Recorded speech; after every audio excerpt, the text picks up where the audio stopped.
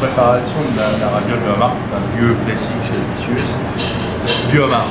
Donc du homard cru. On récupère la chair du homard cru, on la coupe. On fait des petits dés de homard.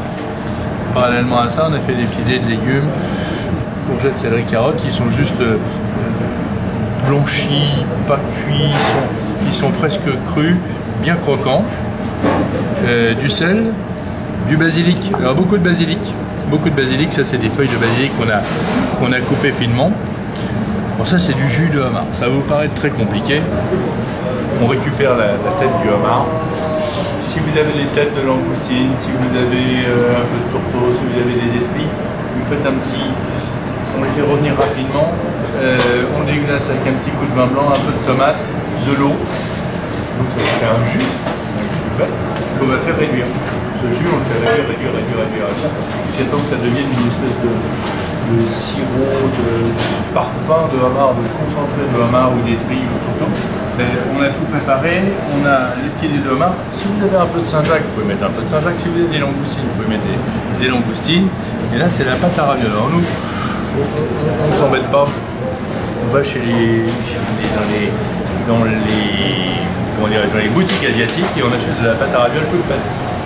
Elle est très fine, elle est savoureuse. Vous pouvez faire votre pâte à ravioles, mais bon courage parce qu'il y a beaucoup de travail. Donc cette pâte à ravioles, c'est tout simple. On la plonge un instant dans l'eau bouillante, un peu salée. On l'éponge rapidement, on la rafraîchit, on l'éponge rapidement et on l'étale. C'est absorbant. C'est 50-60 grammes de homard, 70 grammes de homard par personne. Ça, je vous ai dit que c'était à l'eau de toilette ce qu'était le parfum. Donc c'est une cuillère à café de cet extrait, du poivre généreux,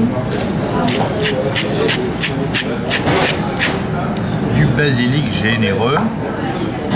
Moi, je mets peu ou pas de sel parce que j'estime que le homard est déjà salé et que le parfum de homard là, c'est très concentré. Donc voilà, ça nous fait comme une petite boule de crustacé qu'on va enfermer dans la pâte à ravioles. On va à l'autre côté. On fait un triangle. Hop. On fait un petit chapiteau. On ramène les deux côtés. Et on ferme. Et alors là, on vient serrer un petit peu, mais pas trop. Là, la raviole, elle colle déjà parce que la pâte à ravioles, elle colle toute seule. Là, on a un petit lien. On ferme. Ok. Et voilà. Donc notre raviole, elle est là, elle est jolie. On va mettre à cuire dans un ustensile. Qui est l'ustensile qui fait rêver Agnès. Montre-moi, avec le reste. Alors ça ressemble à un couscoussier, mais c'est pas un couscoussier. C'est un vitaliseur. Et c'est pas la même chose. C'est le vitaliseur de Marion. De l'eau bouillante. On place la raviole là. On met le couvercle. On va cuire la raviole. 4-5 minutes. Alors là, on va lui mettre 4-5 minutes de cuisson. Vapeur. Vapeur. Alors, on y va. La raviole est cuite. On la prend. On la pose à nouveau sur un papier absorbant et ce que l'on fait, on a un petit trou là. C'est comme ça, s'il y a trop d'eau de homard qui s'est rendue, ça permet de l'éponger. Cette raviole, une assiette blanche.